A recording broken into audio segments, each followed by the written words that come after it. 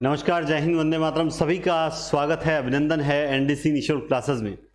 तो 50 class complete होने के बाद आज हम साहित्य के एक नए जो स्तर है उसमें प्रवेश कर रहे हैं।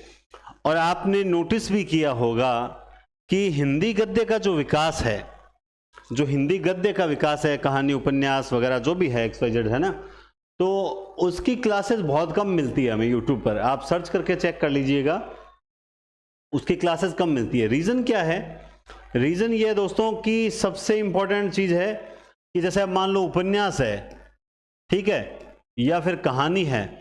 आप जानते हैं कि एक एक बहुत से ऐसे हैं, प्रेमचंद जी हैं, है ना, इस तरह से बहुत से हैं जिनकी एक एक की 200, 250, 300 प्लस कहानियां लिखी हुई है। तो इतनी कहानियों को याद करना, प्लस अगर किसी लेखक ने या कहानीकार ने सिर्फ 2 ही कहानियां लिख दी तो उसको नाम तो काउंट हो गया। तो यानी इनको पढ़ने का मतलब है कम से कम 300 कहानीकार पढ़ो, कम से कम 300 उपन्यासकार पढ़ो, तो बहुत बड़ा हो जाता है ये मैटर। तो सर आप कैसे पढ़ाओगे और आपकी क्लासेस कैसे खास रहेगी, स्पेशल क्या रहेगा, इस बारे में अगर बात करें तो समय नष्ट होगा। तो इस बारे में कब बात करेंगे? इस बारे में कल एक वीडियो आएगा, उसमें मैं आपको काव्य शास्त्र भी जो है कब करवाऊंगा। और वस्तुनिष्ठ क्लासेस का की पूरी जो तैयारी की है, 2 दिन छुट्टी हुई है, 2 दिन हुए हैं छुट्टी हुए, और 2 दिन में काफ़ी कुछ आपके लिए किया है। तो कल मैं पूरी एक न्यूज़ दूंगा आपको, तो कल वाला वीडियो देख लेना, उसमें सारी चीज़ बता देंगे। आज हम हिंदी गद्य का विकास जो है उसकी ओर चलेंगे। तो चलिए, सबसे पहले अब आपको ये टॉपिक ऐसा लगेगा, ये जो थ्योरी टाइप टॉपिक है, आपको ऐसा लगेगा कि सर ये तो जो है इसमें से प्रश्न आता है क्या? बिल्कुल, इसमें से 2-4 प्रश्न आ सकते हैं। कितने? 2 से 4 तक प्रश्न आने की संभावना रहती है। वो इस तरह से बता रहा हूं कि हम, आप यूं मान लीजिए, हर एग्जाम में एक प्रश्न ये आज की क्लास दे ही देती है, आप खुद देखेंगे। अब एक प्रश्न और दिमाग में आ रहा होगा आपके कि सर ये मैटर आपने हमें नोट्स में नहीं दे रखा। तो मैं आपको बता दूं कि ये आज की क्लास और आज की जो क्लास है और पीछे जो क्लासेस हुई जो पुरस्कार वाली, उन क्लासेस को भी उनकी PDF बना के मैंने आज हिंदी पॉइंट एप्लीकेशन पर जिन्होंने टेस्ट सीरीज परचेज कर रखी है, उनके जो नोट्स मैंने दे रखे हैं उनके साथ ये PDF भी मैंने अपलोड कर दिए हैं। तो आप वहां से प्रिंट आउट निकलवा सकते हैं, क्योंकि इतनी थ्योरी नहीं लिख पाओगे। कुछ तो पता नहीं, स्टूडेंट्स बात को समझ नहीं रहे। मैं आपसे कह रहा हूं कि स्कूल व्याख्याता देख, है ना, स्कूल व्याख्याता, इसके अलावा सेकंड ग्रेड, ठीक है, और नेट का एग्जाम तो जून में है ही, शायद आपने फॉर्म भर दिया होगा, फॉर्म भरे जा रहे हैं अभी, ठीक है। इन तीनों एग्जाम के लिए जो संपूर्ण पाठ्यक्रम वाली जो टेस्ट सीरीज है वो बहुत इंपॉर्टेंट है। आप उसी को लेवें, आपको निश्चित रूप से फायदा होगा। 100+ टेस्ट हैं, सारे नोट्स मिल जाएंगे आपको। ओपन नेट में जैसे कुछ टॉपिक हैं, जैसे पीछे कुछ कहानियां, एकांकियां, उनकी मैं क्लासेस दे दूंगा, उनके नोट्स वगैरह तैयार नहीं होते हैं। कुल मिला के इतना बेस्ट कर रहे हैं यार, तुम तो तैयारी करने पे ध्यान दो। हाँ, एक आज सेट का रिजल्ट आया है। आप में से जिन साथियों की सेट क्लियर हो चुकी है उन सभी को मेरी ओर से बहुत बहुत शुभकामनाएं, बहुत बहुत बधाइयां कि अब वो राजस्थान में आने वाली असिस्टेंट प्रोफेसर की वैकेंसी के लिए एलिजिबल हो चुके हैं। तो आपको बहुत बहुत शुभकामनाएं। इसके अलावा जिन साथियों का जो है सेट में नहीं हुआ, तो उन्हें निराश होने की ज़रूरत नहीं है, क्योंकि अभी नेट के फॉर्म भी भरे जा रहे हैं और नेट के फॉर्म साल में 2 बार भरे जाते हैं, 2 बार एग्जाम होता है।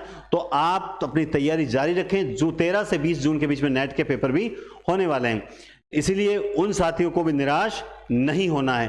कुछ साथियों के इच्छा स्कोर करने के बाद भी जो है वो रिजल्ट में रोल नंबर शो नहीं हो रहे हैं, तो रिजल्ट में सुनने में आ रहा है कुछ विसंगतियां हैं, सुनने में आ रहा है ऐसा। तो इसके लिए एक जीमेल चल रही है ग्रुप्स में, उस जीमेल पे अपनी PDF बना के भेजें अपने रोल नंबर वगैरह को लेकर, तो वो प्रोसेस जो आप फॉलो करें। इसके अलावा रिजल्ट हो सकता है दोबारा घोषित हो, ऐसी सूचनाएं आ रही है। मैं कोई एकदम प्रूफ वाली सूचना नहीं दे रहा हूं, देखो अपने झूठ बात नहीं है, ऐसी जानकारी प्राप्त हुई है, काफ़ी चर्चाएं की, काफ़ी सुना है, इधर उधर बातें की, तो ऐसी जानकारी प्राप्त हो रही है। चलिए, हिंदी गद्य का विकास, पहली क्लास थोड़ी सी आपको लगेगी क्योंकि रूपरेखा तैयार होती है। हिंदी गद्य की शुरुआत कहां से हुई? सबसे पहले गद्य लिखना कब प्रारंभ हुआ? तो हिंदी गद्य की परंपरा जो हिंदी गद्य की परंपरा है आदिकाल से ही मिलने लग जाती, यानी हिंदी गद्य आदिकाल से ही लिखा जाने लग चुका था। आधुनिक काल से पहले गद्य के 3 रूप होते। जो आधुनिक काल आप देखते हैं भारतेंदु युग के आसपास, उससे पहले जो गद्य मिलता है उस गद्य के 3 रूप मिलते हैं। मैं आपको अच्छे से समझाता हुआ चलूंगा, आप टेंशन मत लेना और बढ़िया तरीके से आप ध्यान देना, है ना, क्लास में एकाग्रता पूरी रखना। तो आधुनिक काल में जो आपको गद्य प्राप्त होता है, उससे पहले जो गद्य मिलता था उसके कितने रूप मिलते हैं? 3 रूप हमें मिलते हैं। एक रूप मिलता है राजस्थानी गद्य, दूसरा रूप मिलता है ब्रजभाषा गद्य, और तीसरा जो मिलता है वो मिलता है खड़ी बोली का गद्य। तो उक्त गद्य के तीनों रूपों में राजस्थानी गद्य सबसे पुराना है। आप जानते हैं राजस्थानी गद्य जो है वो सबसे पुराना गद्य माना जाता है। बाकी सारे गद्य, क्योंकि बाकी खड़ी बोली वगैरह है जो, ये बाद की है। राजस्थानी गद्य आप यूं मान लीजिए अपभ्रंश से प्रभावित राजस्थानी भी देखने को मिलती है। तो राजस्थानी गद्य जो है वो सबसे पुराना गद्य है। आदिकाल में हिंदी गद्य की निम्न पुस्तकें मिलती है। जब आदिकाल में हम कहते हैं कि गद्य की शुरुआत हो चुकी थी, तो हम ये जानना चाहते हैं कि आदिकाल में कौन सी गद्य पुस्तकें लिखी गई। तो आप देखिए कूले माला कथा, कौन सी है? कूले माला, राउलवेल, ठीक है, उक्ति व्यक्ति प्रकरण, वर्ण रत्नाकर। अब बात है कूले माला किसकी है? क्या ये उद्योतन सूरी की है क्या? भाई मुझे तो देखो याद रहता नहीं है, आप लोगों को याद रहता है, तैयारी कर रहे हो। क्या ये उद्योतन सूरी की है क्या? क्या राउलवेल रोड़ा कवि की है क्या? बताओ देखें, रोड़ा कवि की है क्या? क्या उक्ति व्यक्ति प्रकरण जो है वो दामोदर शर्मा की है क्या? क्या वर्ण रत्नाकर ज्योतिरीश्वर ठाकुर की है क्या? मुझे तो याद नहीं रहता है, आपको याद है क्या? बताओ देखें, याद है? ठीक है, आनंद आना चाहिए जैसे ऑफलाइन में पढ़ रहे हो। जिस दिन विज्ञप्ति आएगी, आप सबसे कह रहा हूं, स्पेशली अगर बीकानेर और आसपास के स्टूडेंट्स हो, जिस दिन विज्ञप्ति या फिर सीटों का पता लग गया कि साहब स्कूल व्याख्याता में इतनी सीट कंफर्म आ रही है हिंदी के अंदर, उस दिन ऑफलाइन मार्गदर्शन स्टार्ट करेंगे। आपके उससे पहले अगर ये एक बार सारी क्लासेस पढ़ी हुई हुई, आ जाना सिर्फ 1.5 महीना लेकर मेरे पास। 1.5 महीने में इतना अच्छा रिवीजन करवा दूंगा कि वास्तव में आप कहोगे सर अब हमारा सर खुद को विश्वास होगा कि सर सिलेक्शन कहीं नहीं जाएगा। और मोटी मोटी फीसों की भी जरूरत नहीं है, ये भी याद रखना, बिल्कुल जरूरत नहीं पड़ेगी मोटी फीसों की। बस ये क्लासेस रेगुलरली भी होनी चाहिए, क्योंकि उस बैच में बहुत ज्यादा भीड़ रहने के कारण आप यूं मान के चलिए, अगर आपका स्कोर एक लिमिट जैसे टेस्ट जो होंगे, उस टेस्ट में अगर मान लो आप 100 में से 70 नंबर नहीं ला रहे हो, 1 में नहीं लाए, 2 में नहीं लाए, 3 में नहीं लाए, तो आपको उस बैच से बाहर किया जा सकता है। पढ़ना पड़ेगा, रेगुलर ले लेना ये क्लासेस, और फिर आना जब सीटें क्लियर हो जाए तब मैं लगाऊंगा। अभी काफी ऑफलाइन में अभी नहीं लगा रहा, बहुत से कॉल्स आते हैं, मैं स्पष्ट कर रहा हूं लगाएंगे तब बता देंगे। जल्दी है वो लग जाओ, कोई दिक्कत नहीं है। अपने जल्दबाजी का काम शैतान का, मैं बहुत आराम से करूंगा। चलिए, तो सबसे पहले मैं आपको बताता हूं राजस्थानी गद्य। राजस्थानी गद्य की कुछ रचनाएं और कुछ लेखक। तो कई रचनाएं राजस्थानी गद्य की ऐसी मिलती है जिनके जो कथाकार हैं उनके बारे में पता ही नहीं चलता। जैसे धनपाल कथा है, ये 14वीं शताब्दी की है। तो इस धनपाल कथा को कहा जाता है, इसके हालांकि मिलता नहीं है, कुछ किताबें कहती है इसके लेखक का नाम ही धनपाल होगा। जैसे तत्व विचार है, इसके लेखक का नाम नहीं, किताबों में दिया हुआ नहीं मिलता है। इसी तरह से पृथ्वी चंद्र चरित्र या वाग्विलास, हाँ ये एक इंपॉर्टेंट, मैं आपको क्यों कहता हूं कि नोट्स प्रिंट आउट निकलवा लो, ताकि उसमें आपको लिखने की जरूरत नहीं पड़ेगी और सारे नोट्स आपकी आंखों से निकाल दूंगा एक बार। पृथ्वीचंद्र चरित्र को वाग्विलास नाम से जाना जाता है। यह एक बार प्रश्न आया हुआ है कि निम्न में से 4 ऑप्शन थे, निम्न में से किस रचना को वाग्विलास नाम से जाना जाता है? तो उस ऑप्शन में था पृथ्वीचंद्र चरित्र। अब जिसने जिंदगी में पढ़ी ही नहीं है रचना पृथ्वीचंद्र चरित्र, वो सोचेगा नहीं यार ये तो नहीं होगी, या ये मुझे क्वेश्चन आता नहीं है। ठीक है किसकी है? ये माणिक्य चंद सूरी की है, 15वीं शताब्दी की, 1421। 1400 से प्लस निकल गए, अगर 1400 से 1 भी हो गया तो फिर ये 15वीं सदी कहलाती है। ध्यान है ना आपको, फिर ये 15वीं सदी कहलाती है। ठीक है, एक है पंचाख्यान। क्या है? पंचाख्यान। 1847 तो नहीं होनी चाहिए, ये उससे पहले की होनी चाहिए, ये सन कोई मायने नहीं रखता, न पूछा जाएगा, हो सकता गलत हो सकता है। फतेह राम वैरागी की है पंचाख्यान, किसकी है? फतेह राम वैरागी की, फतेह राम वैरागी की, ठीक है। अब आते हैं ब्रजभाषा गद्य। ब्रजभाषा गद्य जब आप पढ़ोगे तब आपके जानी पहचानी रचनाएं आनी स्टार्ट हो जाती है, जैसे 84 वैष्णवन की वार्ता और 252 वैष्णवन की वार्ता, दोनों 84 और 200 दोनों कुल कितने होते हैं? गोकुल होते हैं। मैंने आपको यही ट्रिक बताई थी, दोनों कुल कितने होते हैं? गोकुल होते हैं, यानी गोकुलनाथ की लिखी हुई है ना।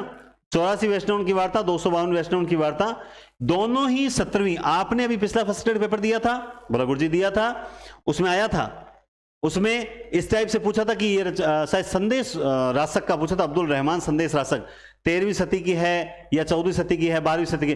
तो हम क्या करते हैं, याद करते हैं समय थोड़ा देखते नहीं है। माना सारे सन याद नहीं होते, ना कोई भगवान है जो याद कर ले, लेकिन थोड़े बहुत तो याद रखो यार। 84 वैष्णव की वार्ता 17वीं शताब्दी, 252 वैष्णव की वार्ता 17वीं। बाई चांस आपको लगे कि सर यार आपने गलत बता दिया, कोई दिक्कत नहीं है। आपको गलती लगे आप तुरंत कमेंट करो, मुझे लगेगा कि हाँ ये गलती हो चुकी है, मैं तुरंत एक बड़ा सा कमेंट टाइप करके और उसे पिन कर दूंगा, ताकि जो भी आने वाले समय में भी जो वीडियोस देखें और उन्हें लगे कि त्रुटि है, तो आप तुरंत कमेंट्स में जाकर फर्स्ट कमेंट देख ले, मैं पिन किया हुआ, उसमें अगर त्रुटि का सुधार मिल जाएगा। क्योंकि देखो बाद में तो वापस तो कैसे करूं मैं, या नेक्स्ट क्लास में कर सकता हूं। तो अगर त्रुटि आपको लगती है किसी में तो आप तुरंत बता दें, सॉल्यूशन निश्चित रूप से हो जाएगा। तो 84 वैष्णवन की वार्ता और 252 वैष्णवन की वार्ता, गोकुलनाथ है क्या? ये उत्तरार्ध है, उत्तरार्ध काल में लिखी हुई है, 17वीं शताब्दी के उत्तरार्ध काल में लिखी हुई है। अष्टयाम नाभादास, जिसे 1603 माना जाता है, कुछ किताबों में यह सन अलग दिया हुआ है। अष्टयाम नाभादास 1603 ईस्वी, अष्टयाम नाभादास, ठीक है। उसके बाद क्योंकि ये बहुत पुरानी रचनाएं हैं तो इनके सन को लेकर क्या है कि किताबों में थोड़ा सा विरोधाभास रहता है, तो इसलिए दिक्कत आती है। बाकी अब जैसे मान लो आधुनिक काल की रचनाएं हैं, उनमें सन का इतना नहीं रहता। जैसे अगहन महात्म्य, वैशाख महात्म्य वैकुंठ मणि शुक्ल की है, वैकुंठ मुनि शुक्ल की है। इनमें सन याद रखने की जरूरत नहीं, बस ध्यान रखना अगहन महात्म्य, वैशाख महात्म्य, वैकुंठ मणि शुक्ल है। राजनीति नाम से एक पुस्तक लिखी थी लल्लू लाल ने, ये अब इंपॉर्टेंट है। क्यों इंपॉर्टेंट है मैं उसका कारण स्पष्ट करता हूं। लल्लू लाल की प्रेम सागर रचना, वो कहता है ना कि डपोर शंख होता है ना जो साहित्य में, उसको भी याद रहेगी। क्यों? बहुत कॉमन हो चुकी है। खड़ी बोली का सबसे पहले प्रयोग लल्लू लाल के प्रेम सागर की भूमिका में किया, सबको याद है। ऐसा प्रश्न कभी मेरिट तय नहीं करता, लेकिन राजनीति नाम से पुस्तक लिखी थी लल्लू लाल ने, ये सबको पता नहीं है, ये सिर्फ एनडीसी क्लासेस वाले स्टूडेंट्स को ही पता है। तो ये क्वेश्चन आपको लीड ले जाएगा अगर आ गया तो। सोमवंशम की वंशावली, माणिक लाल ओझा, कोई नहीं पूछेगा आपसे, टेंशन मत लेना। एक ही ये दो रचनाएं याद कर लो, अगहन महात्म्य, वैशाख महात्म्य में वैकुंठ मुनि शुक्ल और राजनीति लल्लू लाल। रामचंद्र शुक्ल के अनुसार ब्रजभाषा गद्य का सर्वप्रथम प्रयोग गोरखपंथी योगी, बहुत इंपॉर्टेंट बात बता रहा हूं, ये कोटेशन याद रखना, first grade assistant professor net वगैरह में आने के लायक है। रामचंद्र शुक्ल के अनुसार ब्रजभाषा गद्य, यानी ब्रजभाषा में जो गद्य लिखा, सबसे पहले ब्रजभाषा गद्य हमें गोरखपंथी योगियों, जो गोरखपंथी योगी थे, उनके 1400 के आसपास मिलता है। यह मानना है रामचंद्र शुक्ल का कि 1400 ईस्वी के आसपास के समय गोरखपंथी जो योगी थे, उन लोगों ने ब्रजभाषा गद्य लिखना प्रारंभ किया था। यह मानना है रामचंद्र शुक्ल का। मैं बार बार रिपीट करता हूं, अपने शरीर को दुख देता हूं, जोर देकर बात बोलता हूं। हजारी प्रसाद जैसे बोलते हैं कि मैं जोर देकर कहना चाहता हूं कि इस्लाम भारत में ना आया होता तब भी भक्ति का उदय वैसा ही होता, जैसा 12 आना ऐसा ही है। तो मैं भी जोर देकर बोलता हूं। ये कोटेशन मुझे अच्छा लगा, मैंने तुरंत छाप दिया, क्योंकि पेपर में आने के लायक है।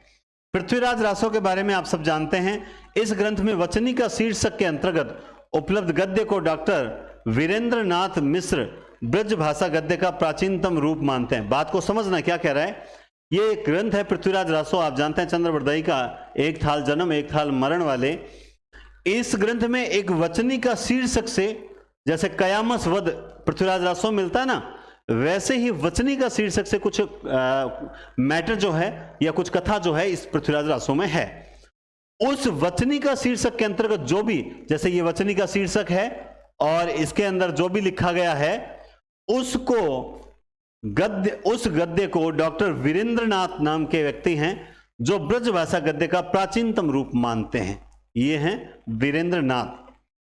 84 वैष्णव की वार्ता आपने सुनी होगी और 252 वैष्णव की वार्ता भी आपने सुनी होगी। इसमें वैष्णव भक्तों और आचार्यों की महिमा प्रकट करने वाली कथाएं जो हैं वो लिखी गई है। वैष्णव भक्तों और आचार्यों की महिमाएं प्रकट करने वाली कथाएं लिखी गई है। इसी ग्रंथ में मीरा की आलोचना भी हो रखी है ना, ठीक है, क्योंकि मीरा किसी संप्रदाय से संबंध नहीं रखती थी, इस कारण से आलोचना हुई थी। इसकी चर्चा भी हमने की थी। फिर आता है खड़ी बोली गद्य। तो खड़ी बोली गद्य हम द्रविड़ी भक्ति द्राविड़ी उपजे लाए रामानंद इस तरह से पढ़ते हैं ना, जिस प्रकार भक्ति द्रविड़ से आई उसी प्रकार सब खड़ी बोली गद्य जो है उसका पहला रूप हमें दक्षिणी हिंदी के रूप में मिलता है, यानी दक्षिण में जो हिंदी आई। खड़ी बोली गद्य का प्रारंभिक रूप दक्षिणी हिंदी के रूप में मिलता है। इसे साहित्यकारों ने हिंदी बोला है, कईयों ने हिंदवी बोला है, कईयों ने देहलवी बोला है, कईयों ने दक्षिणी बोला है, कईयों ने जवाने हिंदुस्तान बोला, यानी सबने अनेक आदि आदि नामों से पुकारा है। अब एक प्रश्न आता है कि दक्षिणी हिंदी के मतलब दक्षिण में सबसे पहले खड़ी बोली हिंदी गद्य का प्रवर्तन किसने किया। जैसे आएगा उत्तर भारत में सबसे पहले खड़ी बोली हिंदी गद्य का प्रवर्तन किसने किया, तो हम कवि गंग कहते हैं। चंद छंद वर्णन की महिमा कवि गंग। वैसे ही दक्षिण में जब बात आती है तब दक्षिण में आप याद रखें मुल्ला वजही का नाम सबसे पहले आता है, जिन्होंने सबरस लिखी थी 1635 सन कुतुब मुस्तरी। इनके अच्छा दो ग्रंथ है ना, सबरस और कुतुब मुस्तरी, सबरस और कुतुब मुस्तरी। और एक है हुसैन अली खां। हुसैन अली खां की है चार दरवेश। पहले मैं इसे जल्दबाजी में चादरवेश ही पढ़ता था, सही मजाक नहीं कर रहा, झूठ नहीं बोल रहा, मैं एकदम से इसको काफी लंबे समय तक इस रचना को मैं यूं पढ़ता था, चादरवेश चादरवेश, और मुझे याद भी हो गई चादरवेश, है ना। हाँ भाई, चादर होती है अपने घर में ओढ़ के सोते हैं, चादर और वेश। बस बाद में कभी ध्यान गया, मैंने कहा तो पढ़ क्या रहा है, तब बाद में पता चला चार दरवेश, है ना, चार दरवेश रचना हुसैन अली खां की।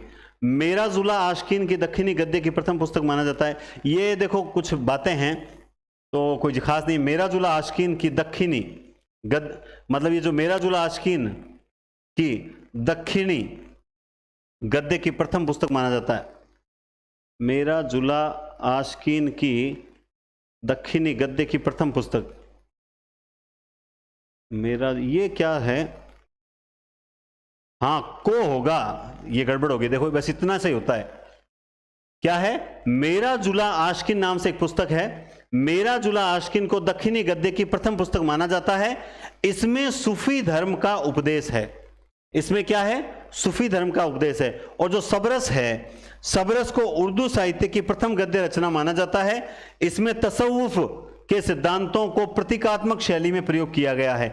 ये आप जानते भी हैं, ये बहुत गहराई वाले प्रश्न हैं, हमारे काम के नहीं है, मानना काम के नहीं है, लेकिन हिंदी गद्य का विकास पढ़ रहे हैं तो थोड़ा सा अगर एक क्लास एक्स्ट्रा हो जाए तो कुछ फर्क नहीं पड़ेगा, कम से कम थोड़ा ध्यान में रहेगा। अब आइए खड़ी बोली हिंदी गद्य उत्तर भारत की ओर चलते हैं। अब अपने सब जान पहचान के आए लोग मिलेंगे अपने को। कवि गंग मिल गया है ना, कवि गंग चंद छंद वर्णन की महिमा 16वीं शताब्दी का ग्रंथ है और ये कवि गंग अकबर के समकालीन थे।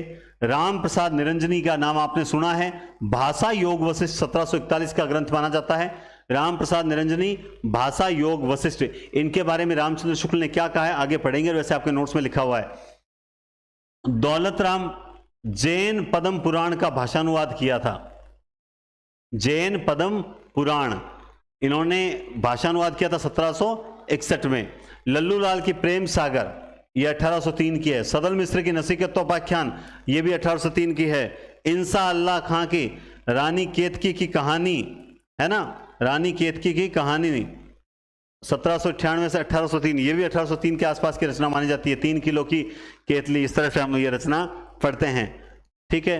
इसके अलावा सदा सुखलाल का सुख सागर 1818 ईस्वी, ये कुछ गद्य ग्रंथ हैं जो हिंदी, खड़ी बोली हिंदी का जब स्टार्टिंग हुई तो उस समय ये कुछ लिखे गए ग्रंथ हैं जो हमने पढ़े। रामचंद्र शुक्ल के, अब कोटेशन पढ़ लेना, ये थोड़े जरूरी हैं। शुक्ल ने खड़ी बोली गद्य का प्रारंभ चंद छंद वर्णन की महिमा से माना है, और हमने अभी पढ़ा था कवि गंग, अभी हमने बात की थी कि रामचंद्र शुक्ल कहते हैं कि खड़ी बोली गद्य का उत्तरी भारत में जो प्रवर्तन किया था ना, वो किया था, किसने किया था? कवि गंग ने किया था। तो सर वो हमने पढ़ा है राम प्रसाद निरंजनी भाषा योग वशिष्ठ, वो क्या है? ये लीजिए, भाषा योग वशिष्ठ की भाषा मूलतः पंजाबी और ब्रज भाषा मिश्रित खड़ी बोली है। याद रखना, भाषा योग वशिष्ठ जो राम प्रसाद निरंजनी का है, उसकी भाषा मूलतः पंजाबी ब्रज भाषा मिश्रित खड़ी बोली है। रामचंद्र शुक्ल ने भाषा योग वशिष्ठ को परिमार्जित गद्य की प्रथम पुस्तक, ये जो लाइन है ना, ये जो लाइन, ये लाइन काम की है। कौन सी? परिमार्जित गद्य की प्रथम पुस्तक भाषा योग वशिष्ठ को मानते हैं रामचंद्र शुक्ल, ये काम की है। राम प्रसाद निरंजनी को रामचंद्र शुक्ल ने हिंदी गद्य का प्रथम प्रौढ़ लेखक माना है, हिंदी गद्य का प्रथम प्रौढ़ लेखक माना है। अब जिनके दिमाग में ये चले कि अरे ये कोई खास नहीं है, वो सोच लो। और आप लोग, मुझे पता है फ्रेशर बहुत कम बच्चे हैं, अनुभवी मेरे सामने बहुत ज़्यादा बैठे हैं, आप सब जानते हैं कि ये वही चीज़ें चल रही है जो हमारे एग्जाम में आती है।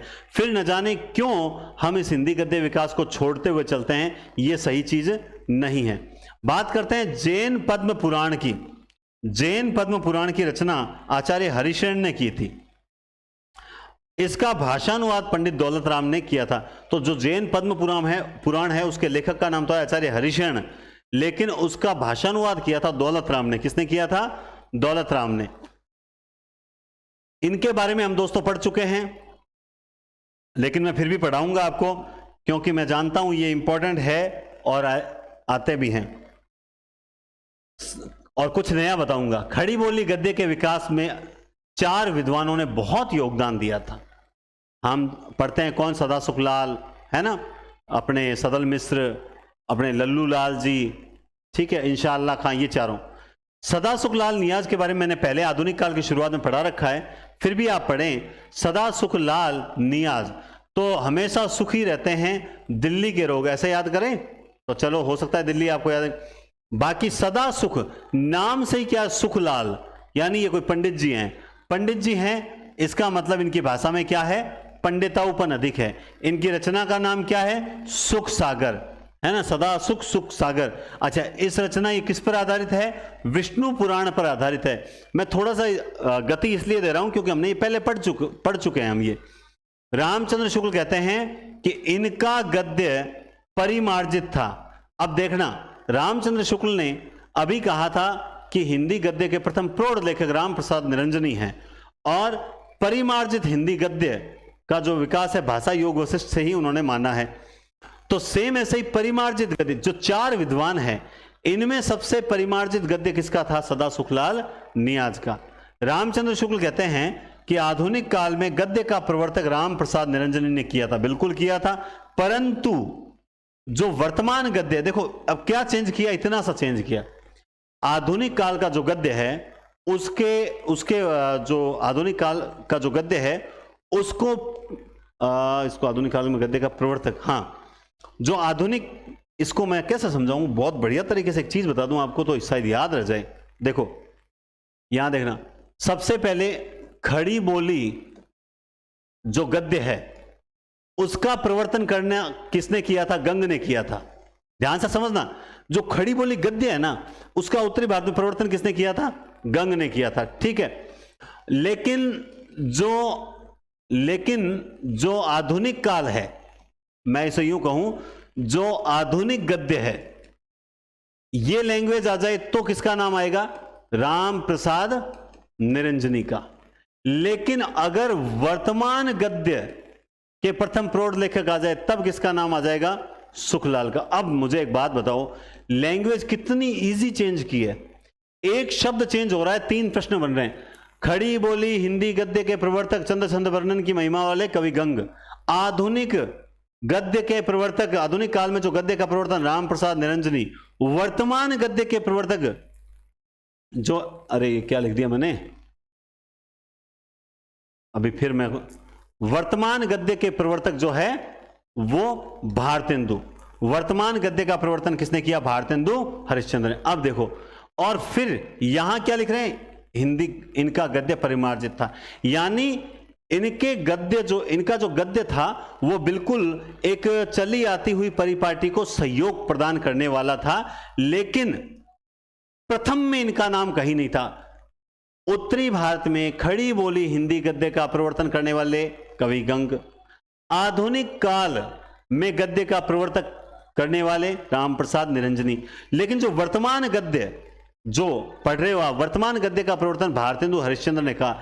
लेकिन मैं यहां पर आपको एक चीज बताता हूं, मैंने जब आपको द्विवेदी काल पढ़ाया था तब बताया था भारतेंदु काल ने गद्य का प्रवर्तन किया, लेकिन आज हम लोग जो ये हिंदी पढ़ रहे हैं ना, और जो इसका क्रम वगैरह है, इसका श्रेय महावीर प्रसाद द्विवेदी को जाता है। महावीर प्रसाद द्विवेदी ने जितना हिंदी को छानकर एकदम क्लियर कर दिया ना, उतना शायद और किसी ने प्रयास नहीं किया था। ठीक है, खैर अपने को तो लैंग्वेज से मतलब है, विद्वान नहीं बनना है। विष्णु पुराण को आधार बनाकर सुख सागर की रचना की थी, ये बात हमने अभी कर ली। उर्दू में ये निसार नाम से लिखते थे, उर्दू में ये किस नाम से लिखते थे? निसार नाम से। और इनका कहना था रस्मों रिवाज भाखा का दुनिया से उठ गया, रस्मों रिवाज भाखा का दुनिया से उठ गया, ये इनका प्रसिद्ध कोटेशन है। इंशाअल्लाह खां लखनऊ, लखनऊ के अल्लाह थे ये, नाम जैसा कि मुस्लिम है, उर्दू इनकी भाषा में ज्यादा थी। रानी केतकी की कहानी 3 किलो की केतली थी। इसका दूसरा नाम था उदय भान चरित, है ना। तो इसको याद करने का तरीका यह भी है कि एक केतली उदय हुई, बस, क्योंकि केतली यानी केत की कहानी का दूसरा नाम उदय भान चरित। इसे हिंदी की पहली मौलिक लिखित गद्य कथा, जिससे खड़ी बोली गद्य साहित्य में लौकिक श्रृंगार में प्रेमाख्यानक परंपरा का सूत्रपात माना जाता है। इसकी शैली हास्य प्रधान है। मैं दावे के साथ कहता हूं, आपको ये लैंग्वेज पहले पता नहीं थी। यानी ये जो रानी केतकी की कहानी जिसका नाम उदय भान चरित है, इसमें है क्या?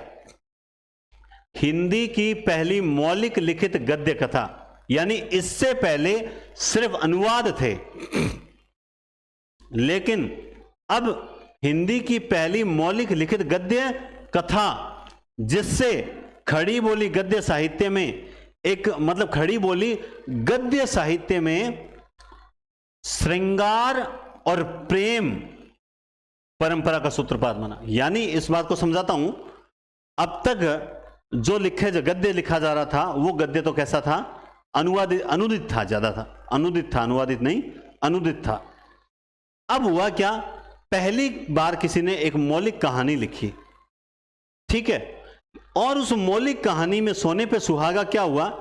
अब तक जो श्रृंगार और प्रेम काव्य में चलता था, ब्रज भाषा पद्य में चलता था, पहली बार श्रृंगार और प्रेम गद्य में आया था, और वो भी मौलिक रूप में। हिंदी की पहली मौलिक लिखित गद्य कथा, जिससे खड़ी बोली गद्य साहित्य में लौकिक श्रृंगार में प्रेमाख्यानक परंपरा का सूत्रपात माना जाता है। अब इस लाइन को अगर आप मैंने समझा दिया, अब इसको 2-3 बार पढ़ोगे, आप समझ गए, और नहीं समझा तो मैं फिर समझा देता हूं। अपने क्या है, जब तक भूख लगे खाते रहो, आखिर भूख मिटती है। देखो, आप जानते हैं अब तक जो गद्य लिखा जा रहा था वो कैसा था? वो अनुदित था, वो अनुदित था। पहली बार गद्य में कुछ मौलिक लिखा गया, पहली बार मौलिक लिखा गया, और मौलिक में भी कोई कहानी लिखी गई, ठीक है। और अब तक जो पद्य था उसमें श्रृंगार और प्रेम था, लेकिन पहली बार गद्य में भी जो है श्रृंगार और प्रेम लिखा गया। तो यानी आप समझ गए होंगे, पहली बार हिंदी में मौलिक लिखित गद्य कथा जिसमें श्रृंगार में प्रेमाख्यानक परंपरा का सूत्रपात हुआ, वो कहानी है रानी केतकी की कहानी। अच्छा, खास अब मान लो ये एक प्रश्न आ जाए कि निम्न में से कौन सी कहानी हास्य प्रधान है? अब हमें तो रानी केतकी की कहानी से लगेगा नहीं कि हास्य प्रधान है, तो याद रखना ये कहानी हास्य प्रधान है। इन्होंने अपनी रचना में हिंदवी शब्द का प्रयोग करने का प्रयास किया था, यानी हिंदू उर्दू एक तरह से मिश्रित थी। लेकिन इनकी भाषा में 3 प्रकार के शब्द मुक्त हैं, यानी बाहर की बोलियां नहीं है। इंशाअल्लाह खान ने अरबी फारसी के शब्दों को एकदम नजरअंदाज किया। गंवारू बोली, ब्रज और अवधी को गंवारू बोली कहा है और इनका प्रयोग नहीं किया। भाखापन यानी संस्कृत को नहीं आने दिया। कोशिश की कि हिंदी और उर्दू मिश्रित जो है वो एक हिंदवी भाषा चले जो इन 3 चीजों से मुक्त रहे, इन 3 शब्दों से मुक्त रहे। रामचंद्र शुक्ल ने इनकी भाषा को चटकीली व मुहावरेदार कहा है, तभी तो रानी केतकी की कहानी ऑटोमेटिकली हास्य प्रधान नजर आती है। ठीक है। लल्लू लाल आगरा के हैं, है ना। लल्लू लाल देखो, प्रेम में अक्सर व्यक्ति लल्लू बन ही जाता है ना। तो प्रेम में लल्लू बन जाते हैं और बाद में सिर्फ पछतावा रहता है। तो प्रेम में लल्लू ना बने, और जो लल्लू बनेंगे आप जानते हैं प्रेम करेंगे तो प्रेम में श्रृंगार होगा वहां ब्रज भाषा होगी। रचना है प्रेम सागर। प्रेम सागर आप जानते हैं शुद्ध खड़ी बोली में रचित श्रीमद् भागवत के 10वें स्कंद से प्रभावित रचना मानी जाती है। यानी इसमें ये किस पर आधारित है? श्रीमद् भागवत के 10वें स्कंद, और ये शुद्ध खड़ी बोली में लिखी गई है। इनके और भी ग्रंथ है। लाल चंद्रिका आपने शायद पहले नहीं पढ़े होंगे। बैताल 25 उर्दू में लिखी हुई है। राजनीति जिसको हम पढ़ के आए आगे। प्रेम सागर ये सामने पढ़ी। माधव विलास आपने पहले नहीं पढ़ रखी होगी। सभा विलास आपने पहले नहीं पढ़ रखी होगी, और लाल चंद्रिका तो हमने पढ़ ली। तो ये इनके और भी ग्रंथ हैं। यानी चारों कवियों में से ये जो लेखक हैं, इन चारों में से या तो मुझे अपने रानी केतकी की कहानी जो है वो लाइन अभी जो मैंने आपको पढ़ाई थी प्रेमाख्यानक परंपरा का सूत्रपात, वो इंपॉर्टेंट लगती है, या फिर मुझे इनके ग्रंथ इंपॉर्टेंट लगते हैं। आप जानते हैं ये फोर्ट विलियम कॉलेज में अध्यापन कार्य भी करवाते थे। और सबसे पहले हिंदी जो भाषा आज आप पढ़ रहे हैं, हम बोल रहे हैं हिंदी माँ के माथे पे लगी बिंदी अच्छी लगती है, कुछ इसलिए भी हमें हिंदी अच्छी लगती है। तो ये बोलते हैं तो इन्हीं के कारण बोलते हैं, क्योंकि सबसे पहले इस खड़ी बोली को हिंदी इन्होंने ही कहा था, और अपने प्रेम सागर ग्रंथ की भूमिका में। प्रेम सागर ये आपको मैंने पिछली क्लास में बताया था, पिछली मतलब जब आधुनिक काल शुरुआत करवाया था तब मैंने बताया। प्रेम सागर को नागरी दर्शन नाम से भी जाना जाता है। देखो, रानी केतकी की कहानी उदयभान चरित्र नाम से जाने जाती है ना। और प्रेम सागर किस नाम से जानी जाती है? नागरी दसम। अब तक आपने बहुत से प्रश्न देखे होंगे पिछले एग्जामों में कि आपसे पूछा गया कि उदयभान चरित्र का दूसरा नाम क्या है, या रानी केतकी की कहानी का दूसरा नाम क्या है, नचिकेतोपाख्यान सदल मिश्र की कहानी का दूसरा नाम क्या है, चंद्रावती, है ना। ये 2 प्रश्न आपने बहुत कॉमन देखे होंगे। आपने कभी भी ये प्रश्न नहीं देखा होगा प्रेम सागर को नागरी दसम के नाम से भी जाना जाता है। तो इसका मतलब कब तक पूछते रहेंगे उदयभान चरित्र? कभी तो पूछेंगे नागरी दसम, और जिस दिन पूछेंगे उस दिन एनडीसी वाले जो हैं वो परचम लहराएंगे निश्चित रूप से। और इन्होंने एक रचना जो लिखी थी, अभी हम पढ़ के आए थे, माधव विलास और सभा विलास। उसमें जो माधव विलास इनका चंपू काव्य है। क्या है इनका? चंपू काव्य। चंपू समझते तो ना, ऐसा नहीं कि एकदम अरे सरसों के तेल से बाल चिपका लिए तो उसे चंपू बोल दिया, ना, ऐसा नहीं। चंपू आप सब जानते हैं क्या है, गद्य पद्य मिश्रित रचना है। तो ये चंपू काव्य। सदल मिश्र बिहार के थे, इनकी भाषा में पूर्वीपन, बिहार कहाँ है? पूर्वी साइड में, तो पूर्वीपन अधिक था। इनकी रचना है नचिकेतोपाख्यान, जिसका दूसरा नाम है चंद्रावती। ये भी जो है कॉलेज में अध्यापन कार्य करवाते थे। रामचंद्र शुक्ल कहते हैं कि आधुनिक हिंदी का पूरा आभास सदा सुखलाल और सदल मिश्र, यानी दोनों ही स नाम वाले जो हैं, आधुनिक हिंदी का पूरा जो आभास है वो सदल मिश्र और सदा सुखलाल की भाषा से ही मिलता है। ठीक है, तो इंपॉर्टेंट चीजें हैं और इसीलिए हमें जानना जरूरी है। फोर्ट विलियम कॉलेज के बारे में थोड़ा सा आप जरूर जानें। 1800 से 1854 ईस्वी तक यह संचालित था। 1854 के बाद इसके बारे में मतलब ये बंद हो चुका था। फोर्ट विलियम कॉलेज की स्थापना बहुत बार पूछी गई है। 4 मई 1800 ईस्वी को वेलेस्ली ने की थी। मार्किवस वेलेस्ली, लॉर्ड वेलेस्ली बोलते हैं क्या उसे, या ये दूसरा है? भाई पता नहीं, अब इतना ज़्यादा पॉलिटी में नहीं जाना। वेलेस्ली है ना, एम वेलेस्ली, समझ गए बात, एम वेलेस्ली, बस ये नहीं पूछेंगे, ये डेट याद रखना, ये है इंपॉर्टेंट। और सदल मिश्र और लल्लू लाल इस कॉलेज से संबंधित थे, ये हम पढ़ के आए हैं। फोर्ट विलियम कॉलेज में उर्दू व हिंदी या हिंदुस्तानी के प्राध्यापक का नाम था जॉन बोथविक। क्या नाम था? John Borthwick Gilchrist. आपने आज तक सिर्फ गिलक्राइस्ट पढ़ा है, जिन्होंने हिंदी खड़ी बोली को टकसाली भाषा कहा है, तो याद रखें इनका पूरा नाम था जॉन बोथविक गिलक्राइस्ट। ये उर्दू व हिंदी के प्राध्यापक थे और उर्दू को ज्यादा प्राथमिकता देते थे, ये हिंदी से ज्यादा तवज्जो उर्दू को देते थे। कॉलेज में और भी हिंदुस्तानी जो थे उसके समर्थक थे। आप देखिए लल्लू लाल जी हैं, इन्द्रेश्वर हैं, ख्याली राम जी हैं, मधुसूदन तर्कालंकार जी हैं, सदल मिश्र है, गंगा प्रसाद शुक्ल हैं, ब्रह्म सच्चिदानंद है, शेष शास्त्री हैं। कोई खास बात नहीं है, छोड़ दो इसको। अब आइए, आधुनिक गद्य आप पढ़ना स्टार्ट कर देते हो, बहुत फटाफट किताबें निकालते हो, और मैं आगे वाले जो 15-20 पेज होते हैं उस किताब के पढ़ते नहीं हो, लेकिन आपको इन दो लेखकों के बारे में भी जानना चाहिए। आधुनिक काल के दो प्रमुख लेखक, एक का नाम है शिव प्रसाद सितारे हिंद। ये लेखक बहुत जरूरी हैं हिंदी के लिए, क्योंकि अगर ये लोग भी न होते तो शायद आज हिंदी आप पढ़ नहीं रहे होते। प्रमुख शिव प्रसाद सितारे हिंद 1823 से 1895 बनारस के थे। शिव प्रसाद सितारे हिंद नाम से जाने जाते थे। 1845 ईस्वी में बनारस से बनारस नामक अखबार निकाला था। तो आप बाकी छोड़िए, ये बात तो इंपॉर्टेंट है ना पत्र पत्रिकाओं में, कि बनारस अखबार बनारस से निकाला बनारस के सितारे ने बनारस अखबार निकाला था, और बनारस के सितारे का नाम था शिव प्रसाद सितारे हिंद।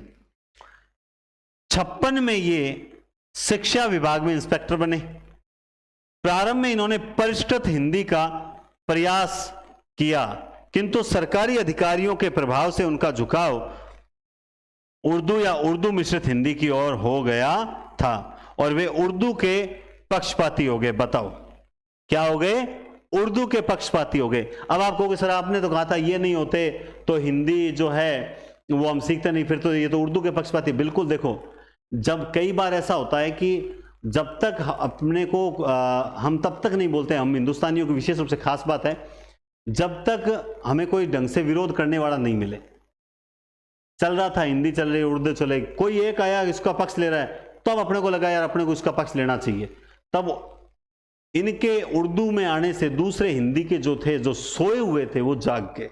तो इसलिए ये भी इन्होंने हिंदी में क ख ग ज फ आप पढ़ते हैं ना, कौन से क ख ग ज फ जिनमें नुक्ता लगा होता है, पढ़ते हैं नहीं पढ़ते हैं, आगत व्यंजन के साथ साथ नुक्ता लगाने की प्रथा आरंभ की थी। यानी ये जो आज आप ज पढ़ते हो या क पढ़ते हो या ख पढ़ते हो या ग पढ़ते हो या फ पढ़ते हो, ये जो नुक्ता की शुरुआत है वो इन्होंने ही की थी। इनके कर कमलों द्वारा ये कार्य प्रारंभ हुआ था।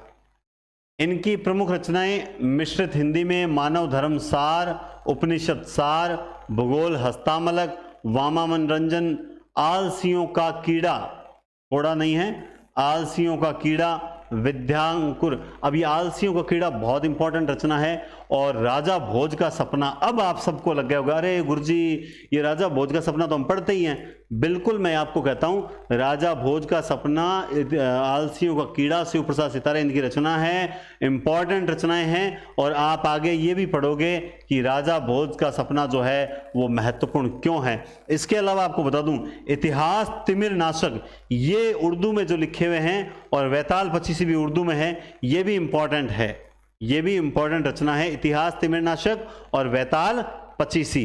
क्यों? क्योंकि निम्न सितारे हिंद की निम्न में से कौन सी रचना उर्दू में लिखित है या कौन सी जो है हिंदी में लिखित नहीं है, तो ध्यान रखना इतिहास तिमिरनाशक और वैताल पचीसी। अब आते हैं लक्ष्मण सिंह, राजा लक्ष्मण सिंह जी 1826 से 1896। ये अब सितारे हिंद न होते तो लक्ष्मण सिंह कैसे जागते? तो लक्ष्मण सिंह जी जागते कैसे? हिंदी के समर्थक। इन्होंने संस्कृत निष्ठ खड़ी बोली का प्रयोग पर अधिक बल दिया। बोला कि आप खड़ी बोली हिंदी पढ़ो, लेकिन हिंदी में जो बाहर से शब्द आ रहे हैं वो सिर्फ और सिर्फ किससे होने चाहिए? संस्कृत से ही होने चाहिए। इन्होंने स्पष्ट शब्दों में घोषित किया कि हिंदी और उर्दू दो अलग अलग जुबानें हैं, दो अलग अलग बोलियां हैं। इन्होंने गद्य काव्य में खड़ी बोली एवं पद्य काव्य में ब्रज भाषा का प्रयोग किया। बोला गद्य काव्य में खड़ी बोली का प्रयोग करो और पद्य काव्य में किसका प्रयोग करो? ब्रज भाषा का प्रयोग करते जाओ। समझ गए? तो ये हिंदी के प्रबल समर्थक थे। मैं जो है देखो, जब तक हमारे पास ऑप्शन नहीं होंगे ना, तब तक आप किसका समर्थन लोगे?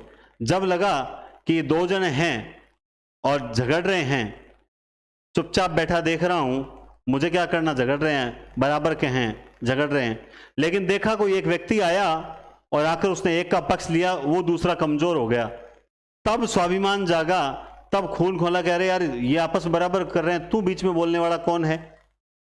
तब मैं भी एक साइड। तो सेम ऐसे ही हिंदी और उर्दू झगड़ रहे थे, सितारे इंजी बीच में आ गए, बोला मैं उर्दू की साइड, पहले हिंदी के साइड होते होते उर्दू के साइड हो गए, तब लक्ष्मण सिंह जी हिंदी के विशुद्ध समर्थक बनकर उभरे। और इनकी गद्य भाषा जो थी खड़ी बोली पर ब्रज भाषा का प्रभाव भी परिलक्षित होता है। यानी संस्कृत के शब्द तो आए, लेकिन ब्रज भाषा का प्रभाव भी इनके गद्य में दिखाई देता है। इन्होंने प्रजा हितैषी नामक साहित्यिक पत्रिका का संपादन किया था। ये ऐसी वैसी बात नहीं है, इंपॉर्टेंट चीज है। आपको हर पेज पर एक प्रश्न जरूर मिला है, आपने नोटिस किया हो तो इन्होंने प्रजा हितैषी पत्र जो है निकाला था और प्रजा हितैषी नामक साहित्यिक पत्रिका का संपादन भी किया था। ठीक है, और इनकी रचना है मेघदूत, शकुंतला, रघुवंश, ये तीनों इनकी रचना मान जाती है। मेघदूत, शकुंतला और रघुवंश ये रचना मान जाती है। अब जितना अभी तक हमने पढ़ा, ये सब, ये जो जितना आपने पढ़ा, ये सब है ना बार बार याद करने लायक नहीं है। जब भी आप कभी, अब जैसे इसके बाद अपन विधा स्टार्ट कर रहे हैं, उसमें पहले अपन कहानियां पढ़ेंगे, पहले कहानियां पढ़ेंगे, थोड़ा इंटरेस्टिंग बने, उसके बाद उपन्यास की ओर जाएंगे। तो मैं कहानियां पढ़ाऊंगा ताकि रुचि भी बनी रहे। तब आप जब भी कहानियों का रिवीजन करो तो कभी खाली बैठे बैठे इस चीज का रिवीजन कर लेना। 1.5-2 पेज मैंने आपको जो आज अपलोड किए हैं हिंदी पॉइंट एप्लीकेशन पर, तो इनका रिवीजन कर लेना। ये याद करने वाली बातें नहीं है, लेकिन हर पेज पर आप नोटिस करेंगे, मैं आपको बता सकता हूं, आप देख लीजिए। ये देखिए, हिंदी गद्य का विकास, यहां पर भी आपको इन 4 लेखकों के एक रिवीजन हो गया आदिकाल के। फिर आप यहां देखेंगे, मैंने आपको पृथ्वीचंद चरित्र वाग विलास वाली बात इंपॉर्टेंट बताई। इसके बाद आप यहां पे देखिए, राजनीति लल्लूलाल का ग्रंथ है, और इसके अलावा ये जो कौन सा हो गया, हाँ, ब्रज भाषा गद्य का सर्वप्रथम प्रयोग गोरखपंथ, ये भी इंपॉर्टेंट है। यहां पर हमने बात की थी सबसे पहले दक्षिण भारत में मुल्ला वजही, उसके बाद यहां तो सारी की सारी इंपॉर्टेंट ही है। उसके बाद भाषा योग वशिष्ठ वाली ये 2-3 लैंग्वेज हमने समझने का प्रयास किया। इस पेज पर हमने सदा सुखलाल के बारे में जाना, निसार उर्दू में निसार नाम से लिखते थे, ये कथन इन्हीं का है, रस्मो रिवाज भाका का उठ गया। इंशाअल्लाह के बारे में जाना। फिर अपन ने 3 प्रकार के शब्दों, ये हर पेज पे अपने एक आध प्रश्न पढ़ा है और सभी चीजें हमारी काम की है, तो आपको रिवीजन करना है। पहली क्लास है आज गद्य की, तो हो सकता है आपको थोड़ी सी बोरिंग ऐसे लगा होगा, लेकिन सारी चीजें इंटरेस्टिंग होगी। तो हम कोई दूसरी क्लास में थोड़ी मछली जल की रानी है ना, जीवन उसका पानी है, या आलू के चालू बेटे कहाँ गए थे, तो हम वो कहानियां कविताएं सुने कि मैथ वाला आए मैथ की कविता सुनाए, इंग्लिश वाला इंग्लिश की, वो तो सिस्टम चला गया।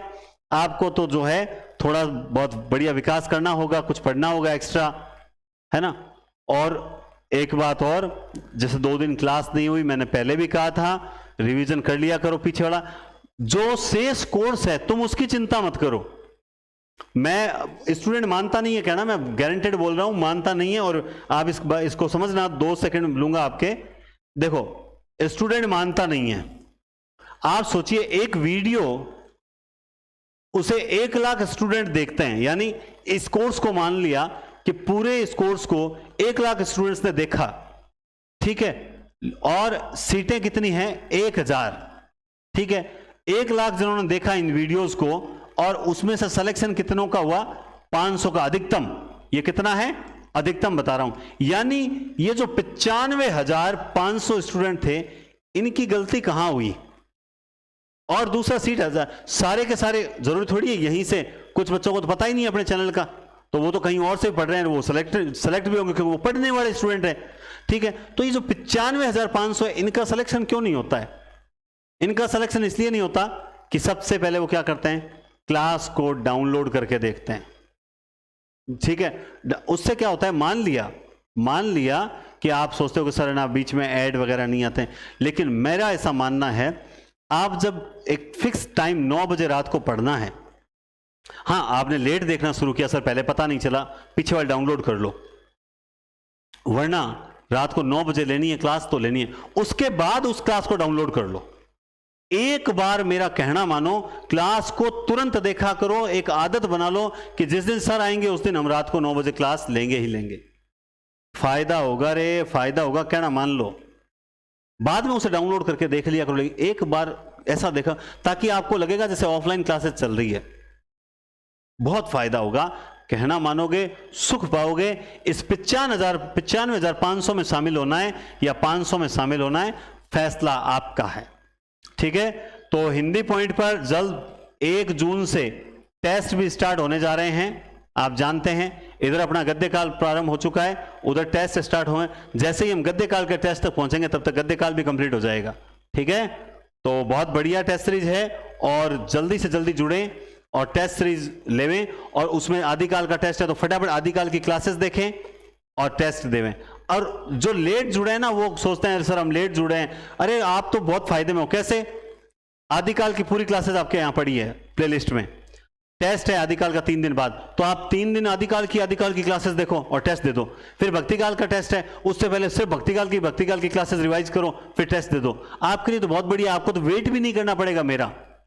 तो देखो इस तरीके से, कहना मानो तब तो, और नहीं मानो तो जय हरि विठ्ठल। चलिए, तो कल हम स्टार्ट करेंगे कहानी विधा का विकास। बहुत बहुत धन्यवाद, टेक केयर, शुभ रात्रि।